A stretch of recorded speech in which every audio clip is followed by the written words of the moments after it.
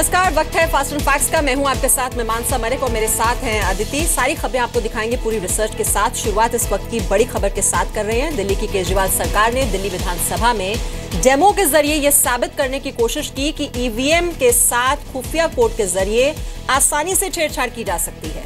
Assembly में विधायक सौरभ भारद्वाज ने एक डेमो दिया जिसके जरिए यह बताने की कोशिश की कि वोटिंग के वक्त ईवीएम से छेड़छाड़ करके मनचाहे कैंडिडेट को जिताया जा सकता है। लेकिन इस पूरे डेमो में सौरभ भारद्वाज ने यह नहीं बताया कि क्या ये ईवीएम असली है या नहीं, और अगर ये ईवीएम असली है तो आखिर उनके पास ये कहां से आई।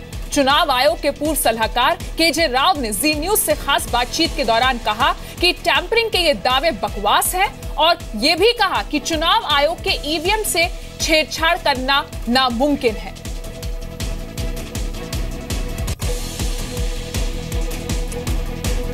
तो ये डेमो किया गया है आज विधानसभा में। दिल्ली विधानसभा का विशेष सत्र बुलाया गया था। हालांकि लोग इस बात का इंतजार कर रहे थे कि जो तमाम आरोप लगाए गए हैं अरविंद केजरीवाल पर, उसका जवाब अरविंद केजरीवाल आज देंगे दिल्ली विधानसभा में।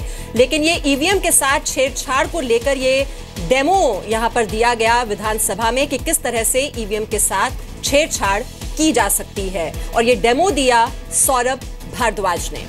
ये साबित करने की कोशिश की गई कि ईवीएम के साथ खुफिया कोड के जरिए आप आसानी से छेड़छाड़ कर सकते हैं। सौरभ भारद्वाज ने यह डेमो दिया जिसके जरिए यह बताने की कोशिश हुई कि वोटिंग के वक्त ईवीएम से छेड़छाड़ करके मनचाहे कैंडिडेट को जिताया जा सकता है। यह मुश्किल काम नहीं है। लेकिन इस पूरे डेमो में सौरभ भारद्वाज ने यह नहीं बताया कि ये ईवीएम असली है या नहीं, ये ईवीएम कहां से लाया गया, और अगर ये ईवीएम असली है तो आखिर उनके पास ये कहां से आया, ये बड़ा सवाल। चुनाव आयोग के पूर्व सलाहकार केजे राव ने जी न्यूज को टैंपरिंग के दावों को बकवास करार देते हुए कहा कि चुनाव आयोग के ईवीएम से छेड़छाड़ हो ही नहीं सकती। आज इस सदन के माध्यम से मैं दिखाना चाहता हूं कि इस प्रजातंत्र की नींव ऐसी मशीनों के ऊपर टिकी हुई है जिसको मेरे जैसा एक साधारण इंजीनियर भी 10-15 दिन की मेहनत के बाद जहां वोट डलवाना चाहे वहां वोट डलवा सकता है। तो ये आप देख रहे हैं, ये डेमो में ये बताने की कोशिश हुई कि छेड़छाड़ आसानी से हो सकती है किसी भी ईवीएम के साथ। और ये जो आरोप है ईवीएम को लेकर, छेड़छाड़ के आरोप, ये आम आदमी पार्टी लगातार इसको लेकर सवाल उठाती रही है। हालांकि चुनाव आयोग ने एक तारीख भी तय कर दी थी, 12 मई को सर्वदलीय बैठक बुलाई गई है जिसमें एक खुली चुनौती दे दी गई है सभी राजनीतिक दलों को कि वो आकर टैंपरिंग करें, हैकिंग करें ईवीएम के साथ। और उससे पहले ये विधानसभा का स्पेशल सत्र बुलाया जाता है और उसमें ईवीएम पर ये पूरा डेमो दे दिया जाता है।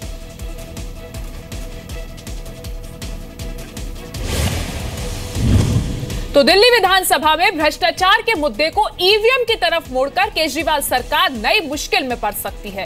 विधानसभा में ईवीएम का डेमो सवालों के घेरे में आ चुका है। कपिल मिश्रा के आरोपों पर जवाब देने की बजाय सियासत को वापस ईवीएम की तरफ मोड़कर आम आदमी पार्टी खुद नए सवाल में फंसती नजर आ रही है। दिल्ली विधानसभा में एएपी के विधायक सौरभ भारद्वाज ने ईवीएम पर डेमो देकर गड़बड़ी की आशंका को सच साबित करने की कोशिश की। कैंडिडेट 4 को 2 वोट, कैंडिडेट 5 को 2 वोट, कैंडिडेट 6 को 0 वोट। लेकिन चुनाव आयोग के पूर्व सलाहकार केजे राव ने इस डेमो को लेकर आम आदमी पार्टी पर गहरे सवाल खड़े किए हैं। जी न्यूज से बातचीत में राव ने पूछा कि ईवीएम चुनाव आयोग से बाहर कैसे गई, क्या ईवीएम चोरी करके लाई गई? ये कौन से ईवीएम है, कहाँ से लाया है ये ईवीएम? ईवीएम इलेक्शन कमीशन का ईवीएम या अपना बना हुआ ईवीएम है? क्या लेके आया है ये ईवीएम जी बताइए, पहले उनको बताइए, पूछिएगा ये कहाँ का मशीन है ये जी। एक तो फर्स्ट थिंग वो है, कोई भी ईवीएम बाहर नहीं आ सकता है जी। अगर आ गया तो चोरी करके लाना पड़ता है जी। इसने चोरी किया है क्या आम आदमी पार्टी ईवीएम? दूसरा बात यह है, कोई भी ईवीएम खोल के कोई भी टैंपर कर सकता है जी। ये खोल के खोल सकता है क्या? कोई कहाँ बाहर से आया है ईवीएम जी? फर्स्ट सवाल ये पूछिएगा जी। दूसरा बात है, इसको ओपन किया है, ओपन करेगा तो कोई भी अंदर कुछ डाल के कर सकते हैं जी। हाँ, इसके अंदर कुछ मशीन लगाया होगा इसने ये थोड़ी है, इंडियन इलेक्शन कमीशन का ईवीएम को कोई भी टैंपर नहीं कर सकता है। अगर कर सकता है तो मेरे पास आके ईवीएम इलेक्शन कमीशन का ईवीएम को बिना खोल के टैंपर करके दिखाएं, फिर मैं मान जाता हूँ। जी, ऐसे बेवकूफी की बात है ये जी। मैं एक ही वर्ड यूज कर सकता हूँ, खोल के कोई भी मशीन को, ईवीएम को, कोई भी किसी चीज को, इलेक्ट्रॉनिक वाले गैजेट को वो टैंपर कर सकते हैं, लेकिन बिना खोल के करके दिखाएं। सुबह लोगों को दिखाया जाता है बेवकूफ बनाने के जी। तो आप ये कह रहे हैं कि चुनाव आयोग इस तरीके से सार्वजनिक प्रदर्शन के लिए, टैंपरिंग के लिए ईवीएम नहीं देता, और अगर ये लाए हैं तो वो गलत तरीके से लाई गई है कहीं ना कहीं से। ये नहीं कहने, नेचुरली यही बात है कि कौन से ईवीएम कहाँ से लाया है। Election commission has every right to arrest him जी। It is an electoral offence to bring out the election commission machines outside without its knowledge, without its. चुनाव आयोग ने सभी पार्टियों को ईवीएम में गड़बड़ी साबित करने का दिखाने का ओपन चैलेंज दिया था। तब केजरीवाल ने कहा था कि मेरे जैसा कोई भी आईआईटी इंजीनियर मशीन को टैंपर करके दिखा सकता है। और इससे पहले केजरीवाल सरकार ने कपिल मिश्रा के आरोपों पर चर्चा से साफ किनारा कर लिया। स्पीकर ने मार्शल बुलाकर विपक्ष के नेता विजेंद्र गुप्ता को सदन से बाहर कर दिया। मामूली मामलों पर पब्लिक डिबेट की मांग करने वाले अरविंद केजरीवाल विधानसभा के विशेष सत्र के लिए पहुंचे तो हमेशा के मुकाबले ज्यादा बड़ा सुरक्षा घेरा था। पूरी कोशिश थी कि मीडिया केजरीवाल से सीधे कपिल मिश्रा पर सवाल न पूछ सके।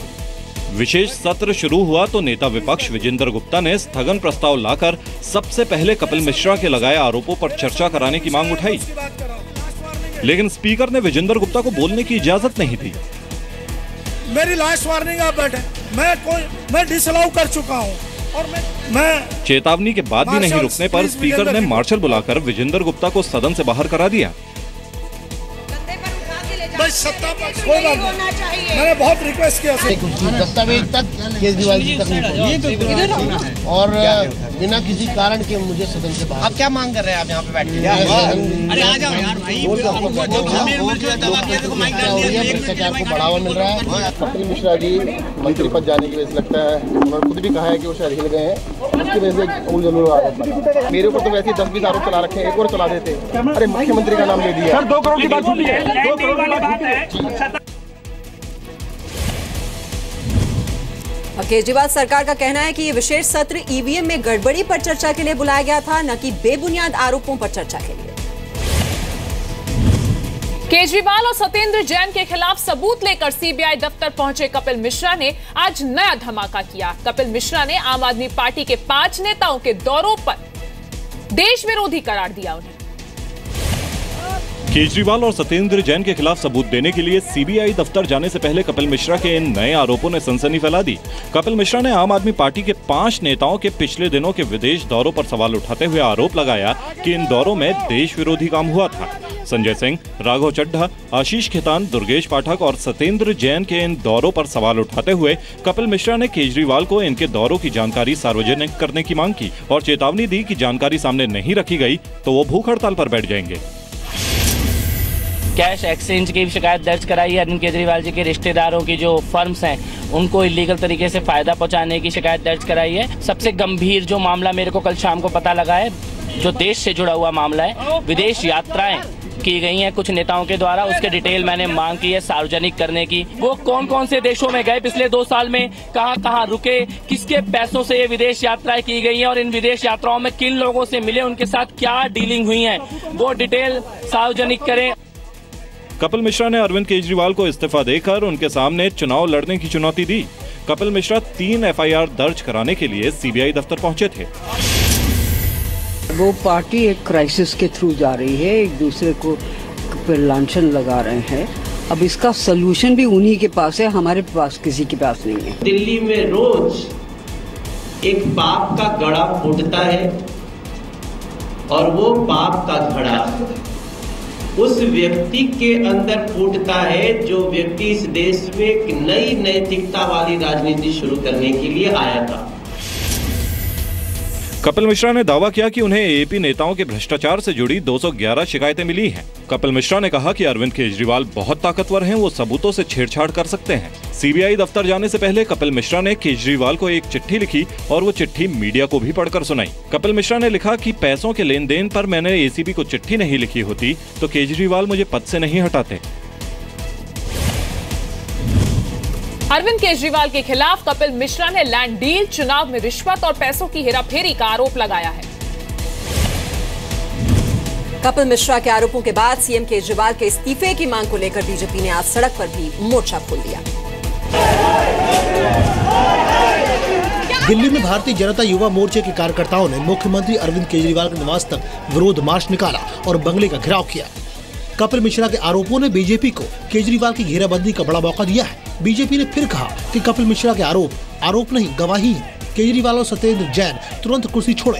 कांग्रेस ने भी कहा कि दूसरों को नैतिकता का पाठ पढ़ाने वाले केजरीवाल अब खुद नैतिकता दिखाएं। जवाब केजरीवाल जी को देना होगा कि 11 महीने तक भ्रष्टाचार की फाइल को क्यों दबाया पानी टैंकर घोटाले की, और दूसरा सत्येंद्र जैन को गिरफ्तार करने के लिए खुद सीबीआई को आदेश क्यों नहीं दे रहे, अपने मंत्रिमंडल में क्यों रखे हुए हैं। जब तक केजरीवाल जी को कोई नैतिक अधिकार नहीं है कि वो अपने पद पे बने रहें, क्योंकि भ्रष्टाचार के खिलाफ लड़ने का दम भरने वाली पार्टी के नेता के ऊपर ही और उनके मंत्रियों के ऊपर ही अगर भ्रष्टाचार का आरोप लगना शुरू हो जाए तो कैसे वो लोग अपने पद के ऊपर 1 मिनट भी रह सकते हैं। बीजेपी ये केजरीवाल के पीछे पड़ी हुई है, तो वो जो केजरीवाल के समर्थन में होता है उसके ऊपर क्रिमिनल केस, जो केजरीवाल के खिलाफ बोलता है उसको हीरो बनाते हैं। ये जो चल रहा है ये काफी देर से चल रहा है। कपिल मिश्रा ने अरविंद केजरीवाल के खिलाफ सीबीआई में शिकायत दर्ज कराई है। कपिल मिश्रा केजरीवाल के खिलाफ एंटी करप्शन ब्यूरो में शिकायत दर्ज करा चुके हैं। अरविंद केजरीवाल और सत्येंद्र जैन के खिलाफ एसीबी 11 मई को कपिल मिश्रा का बयान दर्ज करेगी। कपिल मिश्रा ने अरविंद केजरीवाल और सत्येंद्र जैन पर भ्रष्टाचार के आरोप लगाए हैं। कलकत्ता हाईकोर्ट के जज जस्टिस कन्नन को सुप्रीम कोर्ट ने 6 महीने जेल की सजा सुनाई है। कलकत्ता हाईकोर्ट के जज जस्टिस जीएस कर्णन को सुप्रीम कोर्ट ने 6 महीने की सजा सुप्रीम कोर्ट की अवमानना के मामले में सुनाई है। सुप्रीम कोर्ट ने जस्टिस कर्णन को न्याय प्रक्रिया और पूरी न्याय व्यवस्था की अवमानना का दोषी पाया है। सजा पर फैसला चीफ जस्टिस जेएस खेहर वाली बेंच ने सुनाया है। सुप्रीम कोर्ट ने अपने आदेश में कहा कि इस आदेश का तुरंत पालन हो और कर्णन को जेल भेजा जाए। कोर्ट ने कहा कि ये गलतफहमी दूर होनी चाहिए कि हाईकोर्ट के किसी जज को सजा नहीं हो सकती। सुप्रीम कोर्ट ने जस्टिस कर्णन के बयानों को मीडिया में छापे या दिखाए जाने पर भी रोक लगाई है। कोर्ट ने पश्चिम बंगाल के डीजीपी को निर्देश दिया है कि वो कर्णन को गिरफ्तार करने के लिए कमेटी बनाए। जस्टिस कर्णन ने सुप्रीम कोर्ट और हाई कोर्ट के 20 जजों पर भ्रष्टाचार का आरोप लगाया था। जस्टिस कर्णन ने सीबीआई को निर्देश देते हुए इस जांच की रिपोर्ट संसद को सौंपने के लिए कहा था। सीजेआई ने इस आदेश को अदालत की अवमानना बताकर 7 जजों की खंडपीठ का गठन किया। सुप्रीम कोर्ट ने 2 बार जस्टिस कर्णन को पेश होने का आदेश दिया, लेकिन वो हाजिर नहीं हुए। सुप्रीम कोर्ट के आदेश के बावजूद जस्टिस कर्णन ने मानसिक संतुलन की मेडिकल जाँच कराने से इनकार कर दिया था। इलाहाबाद हाईकोर्ट ने आज 3 तलाक फतवे पर कड़ी टिप्पणी की। कोर्ट ने कहा कि कोई भी पर्सनल लॉ संविधान से ऊपर नहीं हो सकता। इलाहाबाद हाईकोर्ट ने 3 तलाक फतवे और पर्सनल लॉ पर कड़ी टिप्पणी देते हुए साफ कहा कि कोई भी पर्सनल लॉ संविधान से ऊपर नहीं है। 3 तलाक संविधान का सीधा उल्लंघन है और न्याय व्यवस्था के खिलाफ जाने वाले किसी भी फतवे को मान्यता नहीं दी जा सकती। इलाहाबाद एचसी ने ये कड़ी टिप्पणी दहेज उत्पीड़न के एक केस को रद्द करने की याचिका खारिज करते हुए दी। 3 तलाक से पीड़ित वाराणसी की महिला सुमालिया ने पति अकील जमील के खिलाफ दहेज प्रताड़ना का केस किया था।